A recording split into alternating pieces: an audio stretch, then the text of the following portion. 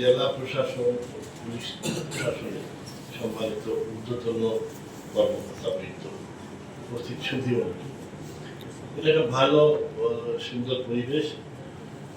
আমাদের কি সুনামগঞ্জ জেলায় যারা আমরা নির্বাচিত হয়েছি তাদের সাথে প্রশাসনের একটা মত বিনিময় সভা। আমরা সুনামগঞ্জ জেলা যদি আলাদা করে দেখি, আমাদের বেশ কিছু চ্যালেঞ্জ আছে।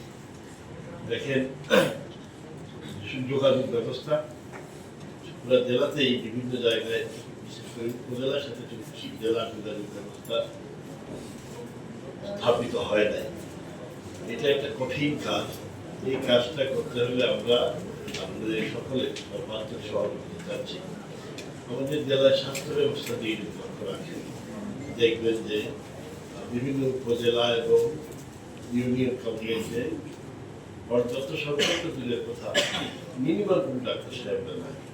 এটা খুব সহজে সমাধান হবে বলে আমি মনে করি না। আমি প্রশাসন এবং সম্মানিত কলিগ যারা আছেন এই বিষয়গুলোতে ঐক্যবদ্ধভাবে কাজ করতে হবে। সহজে আমাদের সড়ক যোগাযোগ ব্যবস্থা সমাধান হয়ে যাবে, অথবা স্বাস্থ্য ব্যবস্থা ডাক্তার সাহেবদেরকে আমরা পাবো, অথবা যে সমস্ত স্বাস্থ্য হেলথ কমপ্লেক্সে অ্যাম্বুলেন্স আছে, যে সমস্ত হেলথ কমপ্লেক্সে এক্স রে মেশিন এবং অন্যান্য ডায়াগনস্টিক সিস্টেম আছে, এইগুলো চালু করতে পারবে। এটা কিন্তু কথা মুখের কথা বলেই হবে না। এই বিষয়ে আমাদের প্রশাসনের সর্বাত্মক সহযোগিতা দরকার এবং আমাদের ঐক্যবদ্ধভাবে প্রয়াস দরকার। আমরা আশা করি এই কাজগুলো আমরা সুনামগঞ্জে আমাদের কৃষক আর বা সবাই আমরা জানি, ওনারাই সুনামগঞ্জের মূল প্রাণ। ওনাদের প্রয়োজন, চাহিদা, সহযোগিতা সব কিছু আমরা সর্বোচ্চ পর্যায়ে সেবাটা আমরা দেওয়া দরকার। আপনারাও দেন, আমরা সহযোগিতা করব ইনশাআল্লাহ। সুনামগঞ্জকে আমরা মাদক মুক্ত, চাঁদাবাদ মুক্ত জেলা হিসাবে গড়ে তোলার জন্য আশা প্রকাশ করছি।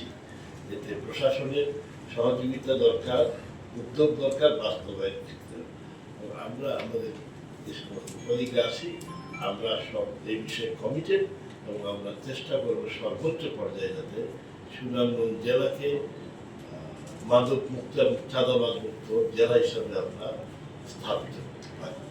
আজকে